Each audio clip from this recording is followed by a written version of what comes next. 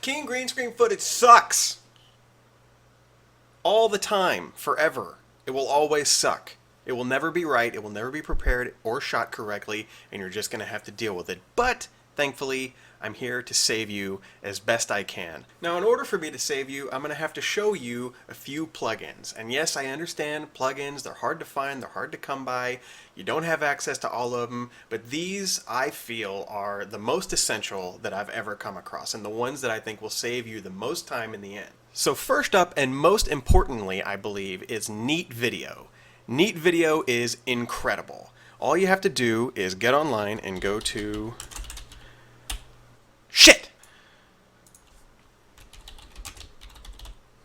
There it is. Now, Neat Video's website sucks ass. It looks like something from GeoCities in like 1995 or whatever.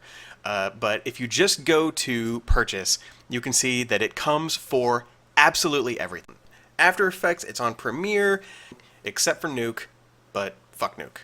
It is so crucial, I can't even explain to you. It's only $100. Before you do anything, shut the fuck up, buy this plugin, it'll save your life, I promise, and I'm about to show you why. Here's how Neat Video is going to change your life. I'm going to go into After Effects, I'm going to go to a shot that I filmed on my iPhone, and as you can see, it looks like hot balls. Look at this grain. It's so bad in every way that it can be bad.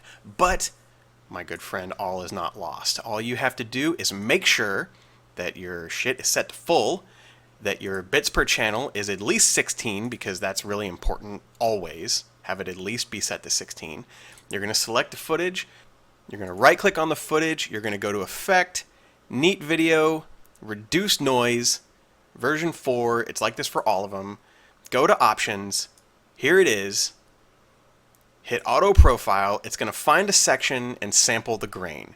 You're going to hit Apply, and it's that easy. Now there are settings inside Neat Video, and if you need to toy with them, you can come into here, you can go to Noise Filter Settings. Temporal Filter is the one that I like the most, I like to just jack it up. Remove dust and scratches. Temporal filter essentially samples all the frames before and all the frames after in kind of both directions, and just so it's making sure it preserves as many details as possible. It's super simple. This is going to knock out the grain in 90% of the shots that you're working with. You're going to hit apply, you're going to come in here, and as you can see already, it has completely killed all the grain and preserved a ton of detail. It is magical. And just in case you're going to believe that it won't fix it automatically, you can RAM preview this thing. It does slow down After Effects quite a bit. So it's something that you want to have on, you want to work with, hide it when you need to, so on and so forth. There it is. No noise. Perfect. It actually made this iPhone footage look like not crap.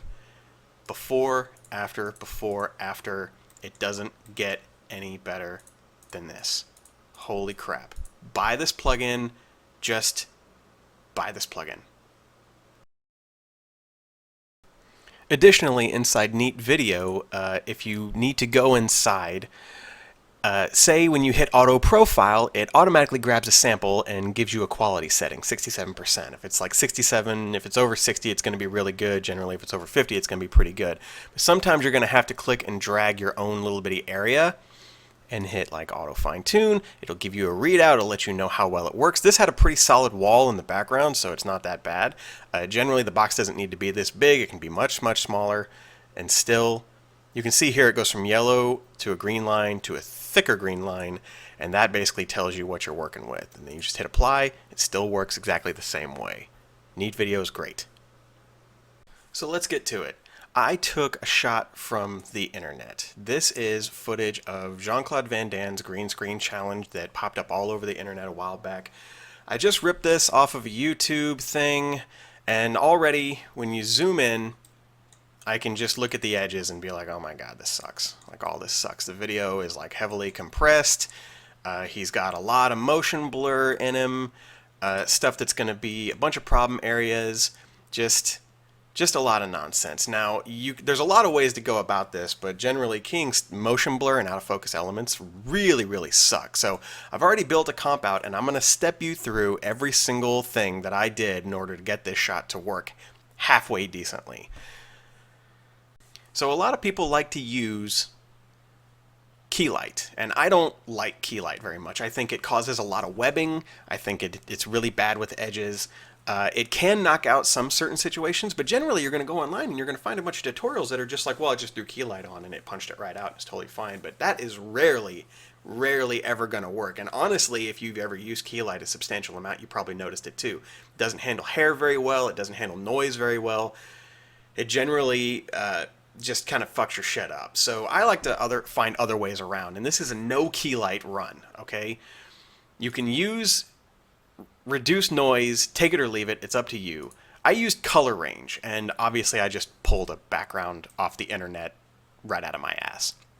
Color range punches out the green by as best you can.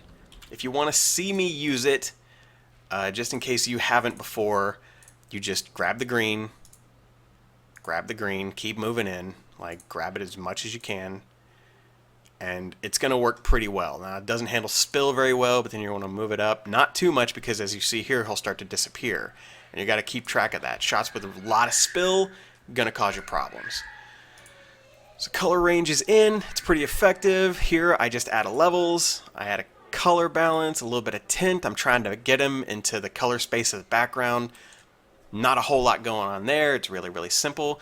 But then if you look at what I did here, I use a plugin called Change to Color, which is one that I think a lot of people have like completely looked over.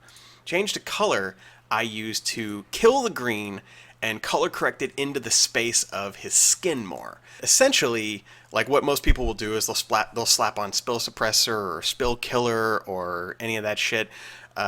I like to use Change to Color because it will change the color into whatever color I need it to be instead of just randomly assigning it a color. So you can see here it made it like brown and it kind of matches his skin a little bit better, which brings us to the next step, which is the next plugin that I recommend you buy. It is called Edge Composite. Now this one is super important. What it does is it allows you to play with the opacity of the edge of whatever you have a key on. So if I slap this on, you can see it already chokes them in a little bit. It'll do a lot of stuff. It chokes it in, it color corrects the edge, it allows me to play with the opacity as much as I want. I can widen it and shrink it. There's 1,000 things you can do with this plugin. It's super crucial. It's really helpful.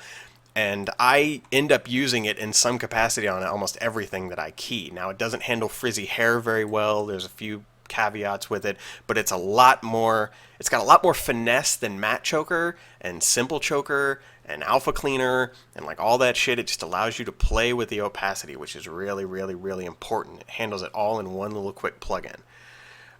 Additionally, I have a Matte Choker on here to fuck with the edge even a little bit more. This is all going to make sense in a second, why it's so fuzzy. And then just another little color balance because I wanted to bring some of the red back in him. He was a little bit too gray. The next layer that I have down here fills out that edge. So what'd you do on this? Well, this is a whole lot of the same stuff. There's color range to kill it, levels, color balance, tint, almost exactly the same thing as I did in the first one. Change to color, Edge Composite, and I choked this one in a little bit less, played around with it, got it just right.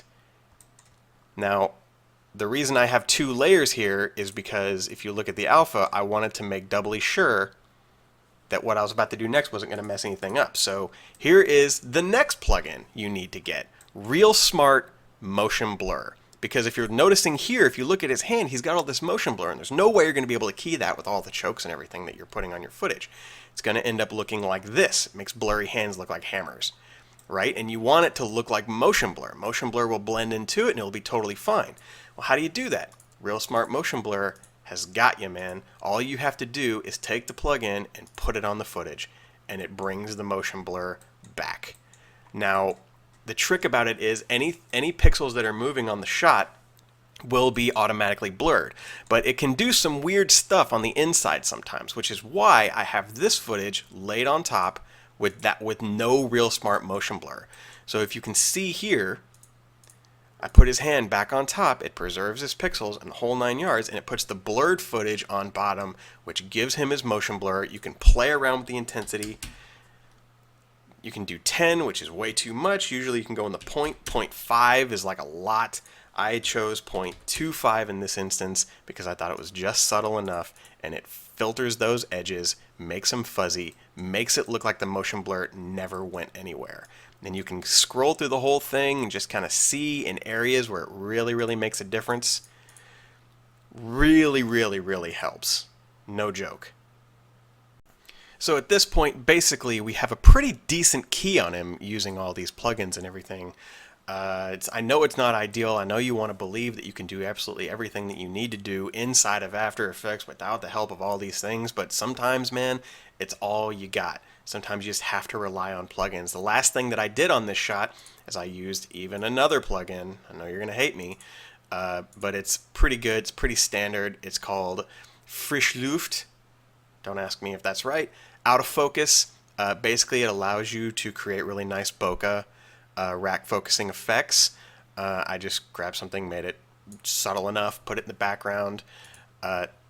It's not too bad. I mean, if you don't have it, there are options. There's a plugin inside After Effects called Lens Blur that I find slows After Effects down a whole lot. There's also Fast Blur. Really, it just depends on the situation. If you want, the only reason I like Frischluft's out of focus is because it creates nice bokeh out of, you know, whatever hotspots there are in the footage, and you can go in and you can like design and customize the iris and highlight selections and play with all this stuff, and you know, it just gives you a whole lot of options. I didn't go too far with it because you never want to go too far with it, but I think that's, you know, fine. So this is all looking, you know, fairly not terrible, and we're ready to pre-compose all this stuff and then move on to the next round of adding bullshit on top of this shot to try and make it work. All right, this is at half resolution. So here we have our shot, and the first thing I'm going to want to do is maybe play around with some sort of motion blur overall on top of the entire thing. So it's a real subtle second round of motion blur to hit any edges and anything the first one didn't. It's really subtle. Sometimes you don't need it. Sometimes you do. Sometimes it'll fuck shit up, but you never know. Then I add a vignette over the top of the whole thing, because generally that looks pretty cool too. I set it to overlay as opposed to normal because it tends to kill these highlights. If you just set it to normal or multiply, it'll keep the highlights back in there. You know, helps spotlight the whole thing. Now we have, I mean, I used Magic Bullet looks to get some chromatic aberration onto the edges, as you can see here.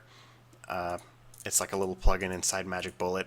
It's optional. You have it, you don't. It's not going to kill you if you don't have it, but it still helps a little bit. You can also do that inside of After Effects. There are plenty of tutorials out there to create that effect. If there aren't, let me know, and I can go ahead and make one for you. I just tend to use Magic Bullet looks so I don't have to think twice about it. So take it or leave it. Then I do another levels, and then, which may even be too much. I can probably split the difference on that. Then I add grain back into the shot. Now, there is no grain into this shot, and this is actually really important. Grain is important. You're going to need grain in all your stuff, at least a little bit. It can never be too perfect. If it's perfect like this and it doesn't have grain, it'll cause a lot of banding. This is actually a tutorial that I'm planning to make in the future. Probably the next one that I'm going to do is the importance of grain and how to fix banding. So grain, you get in here, and as you can see here, I've already dialed it in, but I'm going to go ahead and show you exactly what I did, because the add grain inside of After Effects is kind of bullshit in a lot of ways. So whenever you just add it on, it will give you this box, and it looks like balls. It looks so bad. So the preset that I like the most is 320T. So you just do that. Still looks like crap. You're going to take it, you can leave it in preview for now. Then I just go down to channel intensity, which is right here, and I change all the intensities to like 0.2 for red, green, and blue. And depending on what footage you're looking at, if you want to match the grain of other footage, sometimes you can like leave the footage as is and then go to the different channels and kind of see what the grain is, and then you can dial these numbers in for channel size and channel intensity and get it just right. I hardly ever mess with these, aspect ratio, all this stuff. Generally, you can dial them in pretty well on this end. 0.2 across the board because we're not really matching anything. you know, whatever. And when you think this feels really, really good, when you think the sizes are right and the intensities are right, you just switch it off of preview to final output. You're going to switch the channel back to RGB and then take a look at it. And as opposed to completely grainless before, everything has grain, you know, like just accept it. No matter what you do, whatever, one of the final steps that you take should be to add grain to the shot. And, you know, we're going to make it extra cinematic. So I'm just going to add a letterbox to it. Whatever, you know, this is completely optional as well. And then now that we've got room to move them around in the letterbox, say I want these lights to pop a little bit more too. So we have another layer here, which I'm going to turn on. And you can already tell I have it set to screen, which is blowing things out. And I turned all these things off so I can just show you. So I isolate the layer, you turn on the levels, you crush the levels to like where only the hot spots are going. You use a color range to punch everything else out. Fast blur to blur it, glow, glow, set it to screen, turn it back on, and now you've got these nice popped whites that will creep over the top of him, which is why I do this effect instead of just putting a glow on top of the whole shot. I just want those to glow. So, you know, he'll cross in front of him and it will look kind of decent. You know, going to move the shot down a little bit so it's not cropping the top off of his head. Not too bad. And at this point, we can RAM preview this thing. See you next time. See you next time. See you next time. Oh, God. Anyway, it's looking decent. Whatever. It's looking not terrible at this point. Again, filming stuff flat on green screen with no movement in the camera is often really, really boring. It's hard to make it look good or sell. And another thing that you can do is a quick little bitty tip that I learned a while back, which is take your phone out, shoot a wall. This is my refrigerator. Do the best you can. I'm going to show you exactly how I go about this, which is take the shot, whatever. It's going to have natural motion in it because you're just filming it yourself. And you've probably seen this tip used a couple of times on the internet before, which is you're going to take the shot, you're going to go to Animation, Track and Mocha AE, which comes with After Effects. Register that shit later. And just hit OK. Yep. And at this point, you're just going to grab whatever using the mask tool. This guy right here, this pin with an X, in case you're not familiar with this program. Then you're going to come down to this guy, and you're going to track forward. And it's going to take a little bit of time.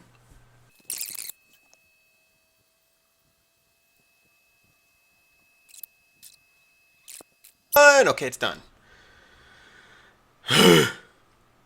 So the next thing is, once it's done recording, you can kind of scrub back and everything. I don't know, Mocha tends to eat up a lot of data.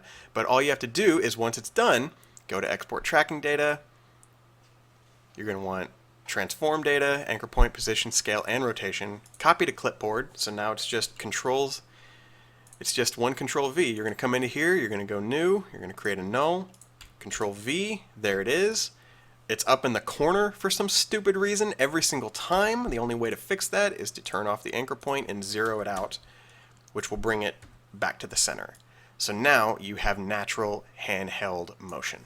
All you have to do is take this guy, copy him, paste him into here. No problem. Take these dudes, scale them up 10%, give or take. Oh, crap. Scale them up 10%, give or take. Link them to this null, which is probably even too much. Maybe 5%. Totally fine. And now, give the whole thing a preview. See you next time. See you next time. See you next time. See you next time. See you next time. See you next time. See you next time. You know what, man? Good enough. So that's pretty much it. Like, I know I went probably really fast in some areas. I'm really sorry. This is my first tutorial. But ultimately, what I'm doing is preparing you for the real world. Like, this is all real world scenario stuff. I've used this on dozens and dozens of projects. I find that these plugins help the most. There are other ones that I'm going to cover in the future, like Primat I might do a whole video kind of like demonstrating the good and bad ways to use Keylight. It's not a magic bullet. There's no such thing as a magic bullet. They even have plugins called Magic Bullet that are not magic bullets, and you can spot them a mile away. So really, moving forward, all the tutorials and everything are just going to be covering stuff that I've learned throughout my years of being a visual effects artist and trying to help you guys avoid all the pitfalls of all the crap that people are going to throw at you. In the future, I'm going to do another video on how to handle network notes, which is going to be awful.